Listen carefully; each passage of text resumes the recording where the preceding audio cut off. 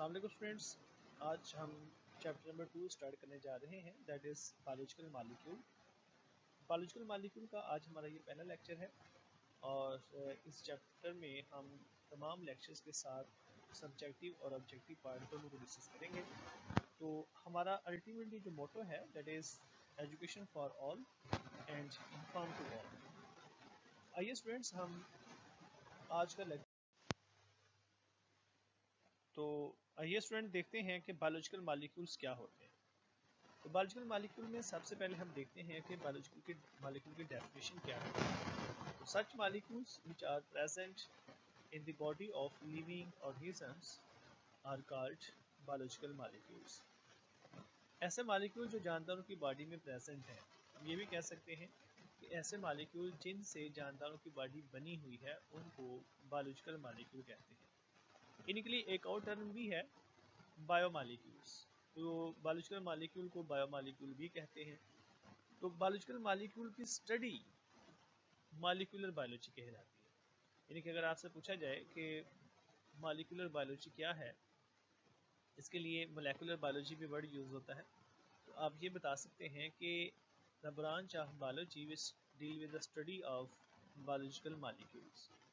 तो biological molecule के मुतालिया को हम मॉलिक्यूलर बायोलॉजी कहते हैं और बायोलॉजिकल मॉलिक्यूल ऐसे मॉलिक्यूल हैं जो कि जानदारों की बॉडी में प्रेजेंट हों या जिनसे जानदारों की बॉडी बनी हुई है। मसलन इसमें हम सारे देख सकते, जैसे कार्बोहाइड्रेट से बॉडी बनती है, प्रोटीन्स हैं, लिपिड्स हैं और भी बेशुमार मिसालें हैं जो कि जानदारों की बॉडी में पाई जाती हैं मॉलिक्यूल्स, जैसे डीएनए, आरएनए वगैरह, ऑर्गेनिक इनऑर्गेनिक बेशुमार कंपाउंड हैं जो जानदारों की बॉडी में प्रेजेंट हैं या जिनसे जानदारों की बॉडी बनी हुई है। तो एक टर्म इस्तेमाल होती है बायोकेमिस्ट्री। तो बायोकेमिस्ट्री क्या है? The branch of biology which deals with the study of chemical components या chemical compounds and the chemical processes occurring in the body of living organisms. इनकी ऐसी ब्रांच बायोलॉजी की या साइंस की या केमिस्ट्री की जिसमें हम केमिकल कंपोनेंट्स, इनके केमिकल कंपाउंड्स और केमिकल प्रोसेसेस को स्टडी करते हैं, वो जो जानदारों की बॉडी में हो रहे हैं या जानदारों की बॉडी में प्रेजेंट है।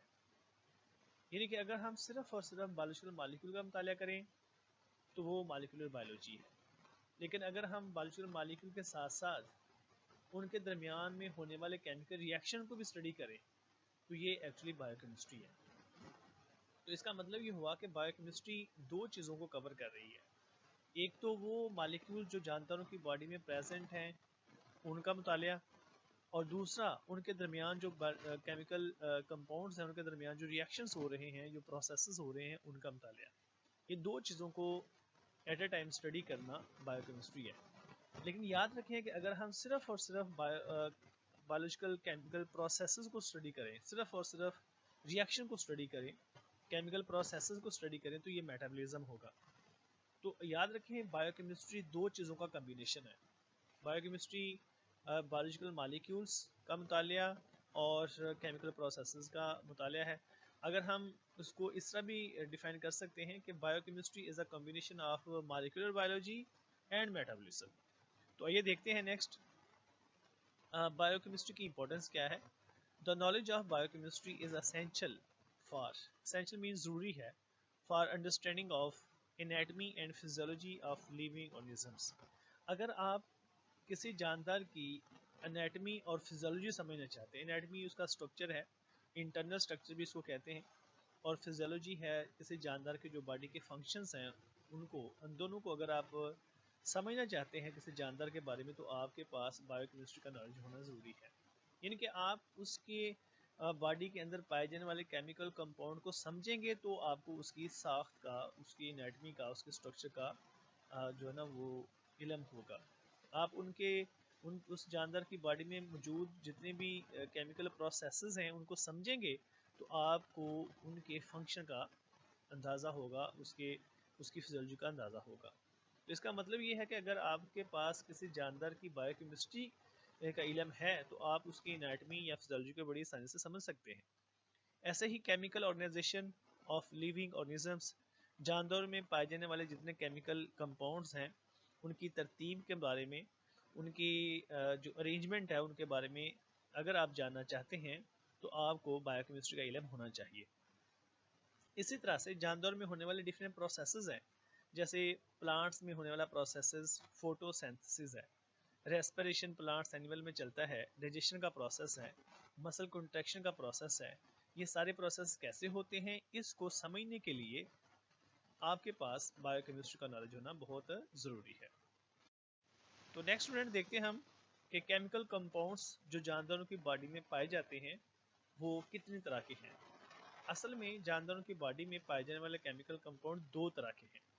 उनको हम कैटेगराइज करते हैं ऑर्गेनिक और इनऑर्गेनिक में। ठीक है जी, अगर हम ब्रॉड कैटेगरी में जाएं तो डेफिनेटली जानवरों की बॉडी में पाए जाने वाले कंपाउंड दो तरह के ही हैं, ऑर्गेनिक हैं और इनऑर्गेनिक है। अब ऑर्गेनिक कंपाउंड्स जो आपके सिलेबस में जिनका जिक्र किया गया है, जो हमने वन बाय वन डिस्कस करने हैं, उनमें कार्बोहाइड्रेट्स हैं, प्रोटीन्स हैं, लिपिड्स हैं और लास्ट पे न्यूक्लिक एसिड का जिक्र किया गया है। और इनऑर्गेनिक का जो कि आपकी बुक में जिनका जिक्र किया है उसमें वाटर शामिल है और साथ में उसने चंद एक एडिशनल जो कंपोनेंट्स दिए हैं जो ऑर्गेनिक कंपाउंड का हिस्सा बन जाते हैं, उनका भी यहाँ पे जिक्र किया गया है। लेकिन वैसे इनऑर्गेनिक कंपाउंड्स में कार्बन डाइऑक्साइड शामिल है, कुछ एसिड्स हैं, कुछ बेसिस हैं और कुछ साल्ट्स हैं। नो डाउट के साल्ट्स, बेसिस और एसिड्स ऑर्गेनिक भी होते हैं, लेकिन ये इनऑर्गेनिक भी हो सकते हैं। इस तरह से यहाँ पे एक कंपैरिजन चार्ट दिया गया है with respect to composition of bacterial and mammalian cell. तो ये उस कॉम्पोजिशन को देखते हैं। यहाँ पे केमिकल कंपोनेंट्स कुछ दिए हुए हैं और साथ में उनकी टोटल परसेंटेज, जो परसेंटेज मैस है या परसेंटेज वेट है सेल का, वो भी दिया गया है उन केमिकल कंपाउंड्स का। जैसे सबसे पहला है वाटर। बैक्टीरियल और मैमेलियन सेल में इसकी परसेंटेज इक्वल है 70%। ये अक्सर क्वेश्चन भी आ जाता है कि what is the percentage of water in bacterial cell, तो 70% ये टोटल सेल में पाया जाता है। अगर हम वाटर को निकाल दें तो बाकी जो बचता है ना वो ड्राई वेट बचता है, यानी कि वाटर को निकाल दें तो बाकी सेल का ड्राई वेट बचता है। तो वो जो ड्राई वेट है वो 30% बचा। 30% में वाटर के अलावा बाकी 30% बचा, क्योंकि 70% तो पानी है। बाकी जो 30% बचता है उसकी परसेंटेज आगे देखते हैं। उसमें से सबसे ज़्यादा जो ऑर्गेनिक में आता है वो प्रोटीन है। बैक्टीरियल सेल में 15%, मिलियन सेल में वो 18% है। तो ये भी क्वेश्चन अक्सर पूछा जाता है कि जो मैक्सिमम क्वांटिटी में पाए जाने वाला ऑर्गेनिक कंपाउंड कौन सा है, तो प्रोटीन है। उसके बाद कार्बोहाइड्रेट्स बैक्टीरियल सेल में 3% है, मिलियन सेल में 4% है। लिपिड्स 2 और 3%, डीएनए 1% और in case of million cell ये 0.25% है। आरएनए 6% बैक्टीरियल सेल में और मेमिलियन सेल में 1.1%।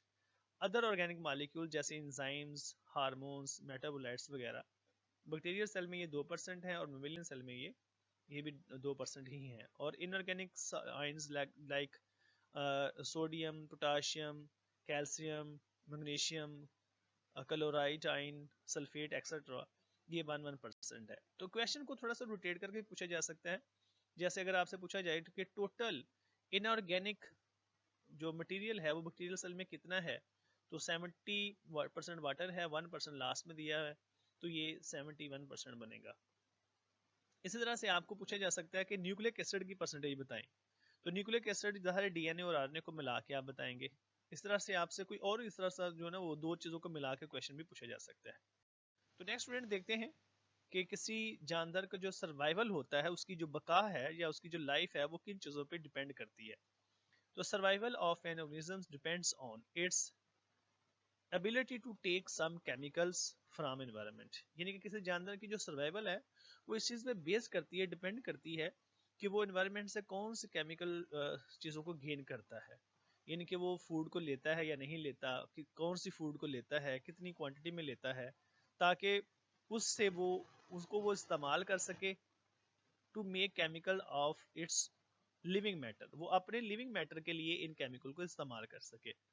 अगर वो केमिकल लेगा तो सर्वाइव करेगा।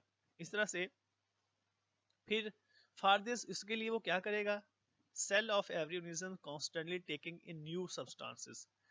सेल ने क्योंकि डिवाइड होना है, तो डिवाइड होगा तो उसका नया मटेरियल बनेगा, उसकी सेल मेम्ब्रेन बनेगी, उसके ऑर्गेनेल्स बनेगी। तो उन तमाम चीज़ों को बनाने के लिए वो मुसलसल तौर पर अपने एनवायरनमेंट से चीज़ों को लेता रहता है। इसी तरह से वो इन सब्सटेंसेस को चेंज भी करता रहता है डिफरेंट वे से। जैसे यहाँ पे बिल्डिंग न्यू सेलुलर मटेरियल्स, वो नए नए सेल के मटेरियल को बनाता रहता है ताकि सेल डिवाइड हो तो सेल के तमाम कंपोनेंट्स जो है वो पूरे हो सके। तो इन तमाम चीज़ों को वो गेन करने के लिए, बनाने के लिए वो अपने इन्वायरमेंट से सब्सटेंसेस को लेता रहता है। इस तरह से ये इन्वायरमेंट से चीज़ों को इस तरह इसलिए भी गेन करता है ताकि वो अपनी एनर्जी को पूरा कर सके, ताकि सेल ने चाहे डिवाइड होना है, सेल ने सर्वाइव करना है, एक्टिविटी परफॉर्म करनी है, उन तमाम एक्टिविटी को परफॉर्म करने के लिए एनर्जी चाहिए, तो वो इस मैटर से एनर्जी लेगा। तो लाइफ का जो डिपेंडेंस है वो भी तकरीबन इन चीज़ों पे ही है, केमिकल को गेन करना और एक्टिविटी परफॉर्म करना। तो जो लाइफ डिपेंड करती है, life depends upon the ceaseless मतलब जो खत्म ना हो, मुसलसल होने वाली chemical activities in the cells, यानी कि आप कह लें कि जो लाइफ का डिपेंडेंस है वो मेटाबॉलिज्म पे है।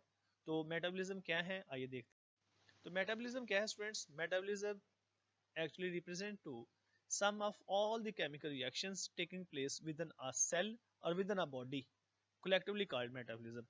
यानी कि एक सेल के अंदर या एक बॉडी के अंदर तमाम की तमाम जो एक्टिविटीज हो रही हैं, उन तमाम एक्टिविटीज को मजमूई तौर पर हम मेटाबॉलिज्म कहते हैं। सम ऑफ ऑल केमिकल रिएक्शंस, यानी कि सम का मतलब यहाँ पे कुछ नहीं है, यानी कि तमाम, total total number of activities, total number of chemical reactions. अब यहाँ पे टोटल क्यों कहा? इसका मतलब ये है कि बॉडी के अंदर तमाम रिएक्शन एक जैसे नहीं हो रहे, रिएक्शन डिफरेंट टाइप्स के होते हैं, तो उन तमाम रिएक्शंस को कलेक्टिवली हम मेटाबॉलिज्म कहते हैं। आइए थोड़ी सी डिटेल देखते हैं। जो मेटाबॉलिज्म की यहाँ पे एग्जांपल दी है, जैसे डिजेशन ऑफ फूड, फूड का डिजेशन होना एक मेटाबॉलिज्म की फॉर्म है, एक उसकी एग्जांपल है। या फिर building up new cellular components, cell के नए नए कंपोनेंट्स का बनना भी मेटाबॉलिज्म है। वो कैसे, आइए देखते हैं, इसकी थोड़ी सी वजाहत देखते हैं। तो मेटाबॉलिक प्रोसेस को हम दो ग्रुप्स में कैटेगराइज करते हैं, एनाबॉलिज्म और कैटाबॉलिज्म। तो आइए इसका कंपैरिजन देखते हैं कि दोनों में फ़र्क क्या है। बहुत इंपॉर्टेंट क्वेश्चन है ये स्टूडेंट्स। तो देखते हैं एनाबॉलिज्म और कैटाबॉलिज्म।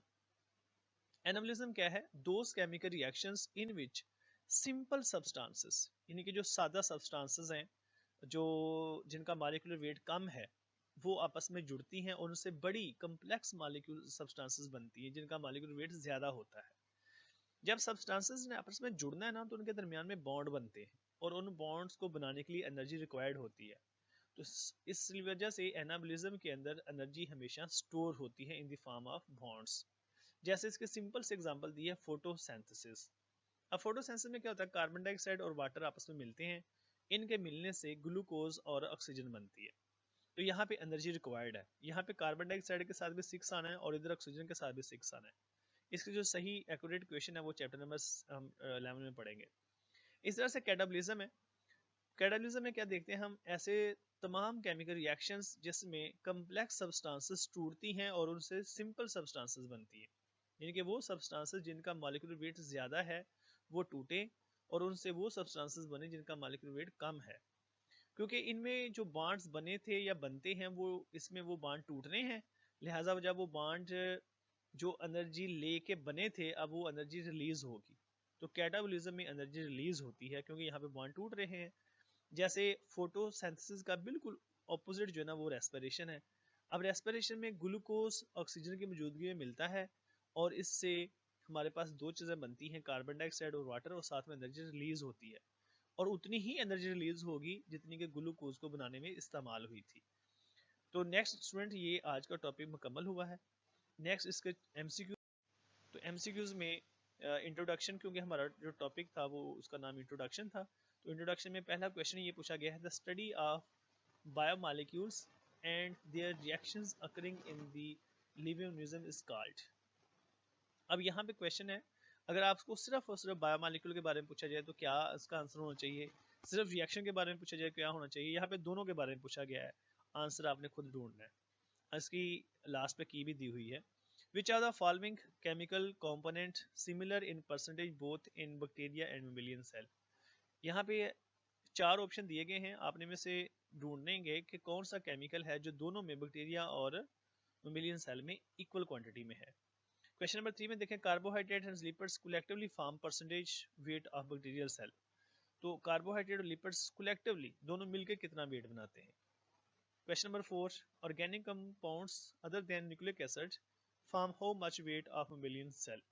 तो यहाँ पे भी क्वेश्चन बहुत इंपॉर्टेंट है कि न्यूक्लिक एसिड के अलावा ऑर्गेनिक कंपाउंड कितनी परसेंटेज बना रहे हैं। Question number 5, weight of cell made up by nucleic acid in million cell. बहुत सिंपल क्वेश्चन है, अगर आपको वो टेबल याद है तो टेबल को दोबारा से रिव्यू करें, तो वहाँ से आप दोबारा से उसको मेमोराइज करने के बाद ये क्वेश्चन अटेम्प्ट कर सकते हैं। Which compound is most abundantly present in the bacterial cell. Bacterial cell में सबसे ज़्यादा कौन सा कंपाउंड पाया जाता है। ये अब उसने जनरल क्वेश्चन पूछा है, इसमें ऑर्गेनिक इनऑर्गेनिक की बात नहीं की, जनरली आपने सोचना है कि कौन सा सबसे ज़्यादा है। Nucleic acid forms percentage of total cell weightage in the bacteria prokaryotic cell. तो प्रोकैरियोटिक सेल के अंदर जो है जी न्यूक्लिक एसिड का जो टोटल वेट है वो कितना है, ये आप इसमें बताएंगे। Is not basic organic compound of living organisms except, यानी कि इसमें क्वेश्चन थोड़ा सा घुमा के पूछा गया है। असल में क्वेश्चन ये है कि बेसिक ऑर्गेनिक कंपाउंड जानवरों का कौन सा है। तो बेसिक वो ही होता है जो ज़्यादा क्वांटिटी में पाया जाएगा। तो ये आपने थोड़ा सा एज आपको दिया है ताकि आपको पता चल सके। तो क्वेश्चन नंबर 9 है, survival of N organisms does not depends on. तो यहाँ पे भी बड़ी इंपॉर्टेंट बात पूछी गई है कि जानवर का सर्वाइवल किस पे बेस नहीं करता। In taking chemicals, ceaseless activity, degradation of cellular material, यानी बिल्डिंग न्यू सेलुलर मटेरियल। तो यहाँ से आपने गौर से इसको समझना फिर अटेम्प्ट करना है। Sum of all chemical reactions taking place within a cell collectively called. तो ये भी एक डेफिनेशन है, उसका क्वेश्चन बना है। Simple substances are combined together and form complex substances in. भी इंपॉर्टेंट क्वेश्चन है। Which are the following related to anabolism. तो ये भी आपने बड़े गौर से पढ़ के फिर अटेम्प्ट करना है। क्वेश्चन नंबर 13 है, all are related to catabolism except. तो जहाँ से आपको किसी चीज़ की समझ ना आए तो वीडियो को आप स्टॉप भी कर सकते हैं और इसको दोबारा से आप वहाँ से शुरू कर सकते हैं। आप इसको रिवाइंड भी कर सकते हैं, दोबारा सुन सकते हैं लेक्चर को, फिर क्वेश्चन को अटेम्प्ट कर सकते हैं। In living cells which are the following does not occur. जानवर में इनमें से कौन सा नहीं होता प्रोसेस।